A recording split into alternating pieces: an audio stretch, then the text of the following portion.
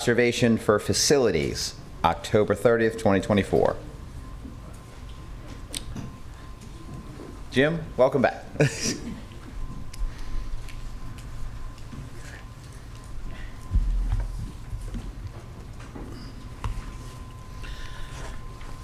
Did you want to start, or we can go through our things first, whatever? Because you're in charge. If you just tell us exactly what you're in charge of. And, okay. Yeah. I can give you an overview of the program. Yes. And what we're all about. Okay. Facilities organization is in a process of regrowth and rebirth. We currently perform operations and maintenance on about 39 budgeted facilities, including about 821,000 square feet. We also provide service support to unbudgeted facilities. That would include Camp Salmon, some of the barns, some of the levees, and other areas like that we provide technical support to and try and do what we can when a minor facility issue arises. Let's see, we serviced approximately 5,600 work orders to date, which we implemented a work order management system in 2023, and that's proved to be invaluable to track work orders, service to internal customers, and seeing how productive we are within our own staff. Our strategic facilities include Coop Drive, Building A, B, and C, Justice Center, Towers Building, Safe Haven, the EOC, and the jail is becoming a strategic in the sense of capital planning for the near future. We manage the rental and use of St. Tammany Parish facilities and property to include the fairgrounds, Justice Center, airport, and other facilities. We had probably about 41 rental events in 2023. We're currently in the early stages of managing a new FBO at the airport, Beta Skies, and we monitor their activity. And with respect to the growth out there, the engineering department oversees the actual capital asset development of the airport, but I provide input as well on that area. Of note, I know it's not very important to you all, but we the surplus program here has developed extraordinarily between us and procurement, and we provide the support and transportation for all surplus property, and we've actually incorporated that action within our maintenance care computerized maintenance program so that it can be tracked and actually done more effectively and efficiently. Let's see. We provide for the administration of electronic access control across the parish for all buildings and conference areas, and we updating badging and badging access as well. We develop and execute capital improvement plans for the parish, St. Tammany Parish Jail, Public Works projects for budgeting buildings, and we accomplished approximately 13 Public Works projects last year and 13 capital improvement projects as well. We administer 19 essential service contracts, which would include those of HVAC, pest control, fire, and alarm monitoring, etc., janitorial. And we accomplish these tasks through 4 administrative staff, 6 supervisors, and 14 field workers. And that's where we sit today. Of that staff, 60% of them, if not more, have been here 2 years or less.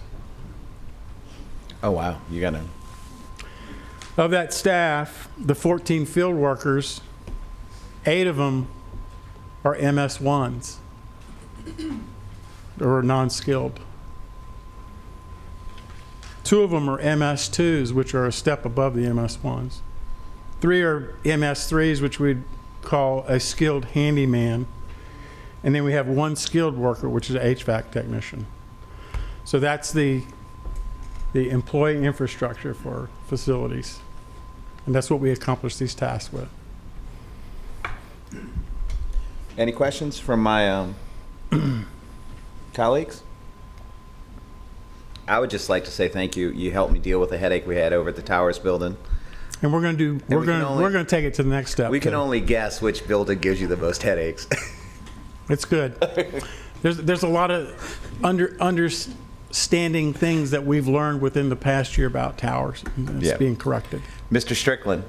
Yes. Yeah, I want to thank you for what are y'all doing with the limited resources. Seems like y'all are kind of short as far as skilled workers. Is there? Well, I have a vision of where we need to take this department, and if I sit here and look at, I have 14 field workers and 8 of them are unskilled, which were MS1s. The previous vision was more around grass maintenance and that sort of thing. We're going to try and correct that for the future. We're going to do different things. We're going to try and work within our FTE schedule and develop that. I'd like to see more MS2, MS3 people distributed throughout the campuses, and I'll have to work with that. It's a learning organization right now. I've only been there 2 years, so. All right, I think that's it. Anybody else? Oh, I'm sorry, Mr. Smith. I can't find what I'm looking for, but if you bear with me, I think I will. Mr. Impostado, The oh, you're EOC next. Center, the Emergency Operations Center. Yes, sir. I'm looking for it and I can't find it. But what kind of problems do you see with that building as far as the structure? Well, right now, most of the utilities are out. They're beyond their service life. Most of the mechanical, electrical, and plumbing, and we're evaluating that as we speak. There was a period of time where the EOC was, before President Cooper came in, was put on the back burner, and I think there was this idea of moving that somewhere else, and that has certainly changed. We've actually brought people in, so it's occupied. So there's a lot more attention being paid to the infrastructure there, and we have really done a lot just since in the 2 years that I've been here. We've actually got generator maintenance going on in there. We've got HVAC maintenance going on in there that used to not be there. So we're bringing this building back to life. That's where we're at. Good. And I wasn't there for the storms, but I was told by people that were there that roof's becoming a problem. Yes, we had several roof leaks, and I actually have a estimate since the storm on what it would cost to repair the roof. Or we actually repaired the roof, but I'm looking at doing a replacement. But I'm not sitting around on one contract. I'd like to get some IR infrared scans and things like that to see really how bad the whole roof needs to be done. Exactly. You know, but we have corrected all that leaking since then. Good. We did that in the first 30 to 45 days after that because we haven't had people in there. Right, right. Good, thank you. All right, Mr. Impostado, and then Mr. Corbin. The St. Tammany Regional Airport Yes. has a really large increase. Can you explain that? Yeah. Let me flip to that. And that was an error. Let me get to that. Levy board. Wellness. Oh, The Leslie, airport. Yeah. press your button. The large increase is for, there's a $250,000 for, what we're finding is, Uh-oh. for the Department of Engineering for the grants that we're receiving for infrastructure improvements out there. The way DOTD and FAA work is that you basically have to do some of the engineering, and then they'll give you the grant award for the engineering. We had one of those tonight. It was like $75,000. So in order to engage the engineer, so what we did was, a couple years ago, we used to do this, put in $250,000 so that we can engage the engineer to come up with the plan, to get the grant, and they also pay back the engineering. So it's just kind of like it's kind of for cash flow to issue contracts so that we can then get the CIP plan that's already been approved actually awarded in grant awards. I don't know if that, did I talk too long? I don't know. But basically, you have to like have the engineering work done. DOTD won't, I mean, Daniel knows it quite well, but they won't contract, they won't give you the grant award until you provide them with engineering plans and or studies or something. So. Right. Mr. Hill? Yeah. Oh, he's coming now. All right. Yes. FAA works backwards compared to most ways that we do things. Gotcha. So kind of what Leslie said, when we initiate a contract, typically we have to have budgeted money in order to initiate the contract, but we don't have the executed grant agreements with FAA until after the contract with the firm for construction, engineering, any contract that goes on for airport with their grant. They require, like, you bid it out, then they issue the grant after you bid it out. It's very, like I said, backwards. So we front the money, But basically. it's how they handle it nationwide. It's everybody goes through this. Yeah, it's awkward. But we need to be able to do that. Thank you. They actually, yeah, it did upset the FAA this year that it slowed things down. And so they put us on notice and we took care of it. Mr. Impastato, I know that you're probably looking at the percent change. Is that what you're looking at? Yes, sir. So there is a line item called utilities electric. And what drove that number up very high was that we, our projected actuals for that utility was projected at $331. And our proposed was $3,000 for next year, so that drove that up 804%.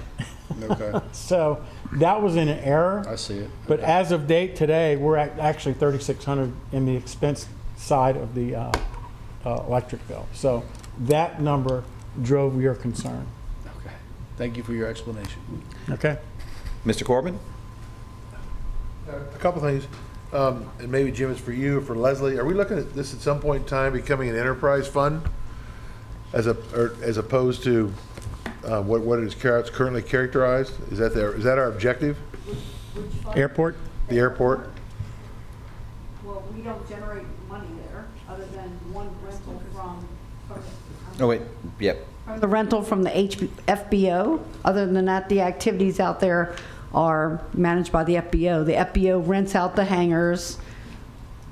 I think it's $40,000 of revenue total. Right, and we get some royalties on gas. I'm not sure what that is, but it's marginal. It's in the thousands. Called like fuel flowage fees or Right. something like that. So like I said, the total revenue is. So it's not much. Probably like $50,000 or something. Okay. It'll never be self-sustaining. Okay.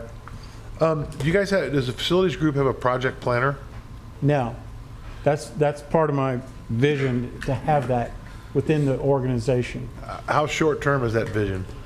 I actually I put it in for the budget next year, but I don't think it made the cut. But I have a whole vision statement here, if you want to hear it. That's instrumental in the actual future success of the facilities organization, is to have that facilities capital planning coordinator and public works construction person to have a belly button to push for all the different activities, so it's not spread across all the different supervisors while they're trying to supervise operations and maintenance. And that way, I'll get synergy between the contracting side, that developing proper scopes, making sure that payments are made accordingly and closeouts are done or change orders are done, that I can ask questions and make sure it's answered to my liking before Okay. it's taken. All right, I think it's something that you should strongly consider for an organization such as yours, managing this number of buildings, having a project planner, so it takes that functionality. That's not That's a skilled position, obviously, but Yes. it's not a triple-digit expense No. No, it's person, not. but it's something I think it's a resource that would help your organization if you don't have one in Yeah. place. Also, I think you have a building study going on. Yes, I have a Can you building help us study. understand what that is? Yeah, I came here and tried to understand the actual capital improvement plan for the facilities infrastructure, and I'm working off some budget numbers that I don't understand where they came from. There was a study done for the Justice Center a while back. That I was confident with that, but I'm working off of some spreadsheets. So my idea was to get a professional engineering firm on board and take a look at all the infrastructure of St. Tammany Parish, the buildings, to make sure that we understand the life cycle of the building envelope, the mechanical, electrical, and plumbing parts of the building, and maybe some of the special systems to include elevators. All those have a life cycle. And they all should be engineered out to take a look. These companies can come in and go, yeah, by serial number, this is 25 years old. You got 5 years left on it. You should start planning on replacing it, and they'll give you a number of what that replacement costs for that year, and then they'll extrapolate that out for 4, 5, 10 years, whatever you want. And it's in a software program that you maintain. That's a professional way of taking care of the parish. We won't be working off spreadsheets. We will be working through a software program, and all the data and all the information that we feed in, it becomes an authorized database that people can look at, and you know where you're at, where you need to go. And I think what's more importantly is when you do not fund for a capital project, you start understanding what your deferred capital budget is, and that's a whole budget under itself. And then there's a big discussion to occur whether to eliminate that requirement or not and include it in the next year's capital plan. I hate to just stuff a bunch of stuff into next year's budget without actually strategically saying, is it necessary or not? Well, it was necessary a couple of years ago, but we've done without it. This gives visibility to all that. And so where we're at with that, I had $250,000 approved for that. I asked for the world. The budget came back well over that. But I'm working with the company. I gave them a green, red, and yellow chart of all the primary buildings, secondary and tertiary buildings. They're going to work with me to get the green looked at, and we're going to get something done. Okay. I need that program in place so that I can prove to you the necessity, and it'll be an iterative process over the next couple of years. Because this would be very similar, President Cooper, to what you were talking about in the water system, is having that baseline. Once that baseline is in place, then you have to make sure you have funding to maintain that baseline over time. Right. As projects are executed. And then between the presidents, whether it's President Cooper or years to come, you've got some factual stuff to work off for the infrastructure of the parish government. Right. Project planner would help with that, I would think. Okay. Can you help me understand the delineation for large projects between your organization and engineering and how they're bid out, how they're executed? I think that's kind of a state of flux. I think that the engineering, I think it depends on the size of the project. I think is it what, $400,000, $500,000 that you guys pick up? I think at one point there was an idea that engineers are going to pick up a little more, but I don't know. It's typically when professional services are required, communication with other engineers. Okay. That's, Because I didn't hear Mr. Ford say he had any engineers on staff of consequence, so I was wondering how that no, works. the engineering department supports his activities through us and project managers. We log our time that we spend on facilities projects so finance can categorize it appropriately from the funding source and proceed that way. Okay, so your functional organization would mostly do project planning, or do you design work for buildings also? We're basically executing on budgeted projects. We're not doing any of the long-term capital planning or any of those activities for Can you help me facilities. with the definition of executing? Do you mean that you're overseeing them from a project planning mode, and you're outsourcing contractors to go do the work? That do the design facilities work? is budgeted the funds, and we're contract managing for architectural services, Okay. engineering services, or the construction contract. Okay, that helps, because your engineering staff are not building engineers. No, Design. we're not. Okay, so that's all outsourced. Yes, sir. Okay, thank you. All right, seeing no one else, Mr. Impastato, take us home. Move to adjourn. All right. Thank you, sir. All right, thank you.